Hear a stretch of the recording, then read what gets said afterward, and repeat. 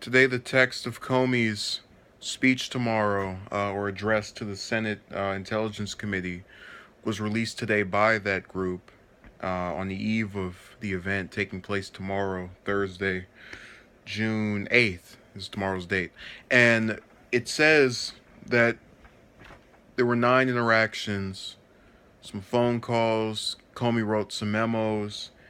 During these interactions, Comey stated that he was in favor of Flynn as a person, but that he still needed to investigate the matter involving him. Um, Pretty revealing stuff. But what I don't get is what was the point of putting it out a day ahead of him actually saying it? To spare us being able to view him and watch him? And it wasn't until I started going through and reading that article that I realized here Trump is, only not even a half year through his presidency, which at least if everything goes well will be 4 years.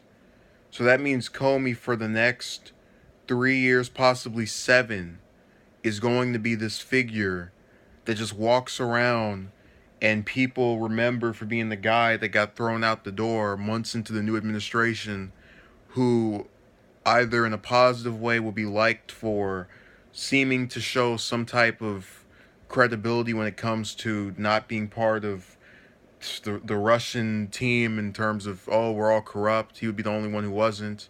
Or it could potentially be a case of, oh, that's the guy that sold out and tried to betray Trump. And I'm glad they got rid of him. Some of their supporters will probably say.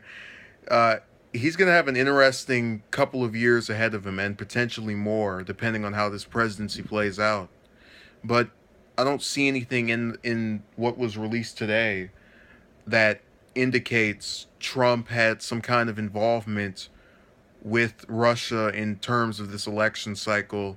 And obviously there's the back channel Kushner thing and the arcade, of which we still don't know the full scope of, but we will find out. And it's really telling that Comey was tight-lipped after being fired. You can either say that he wanted to remain professional and not blab his mouth, which is a possibility, or he knew he had some really good stuff to share when it came to June 8th.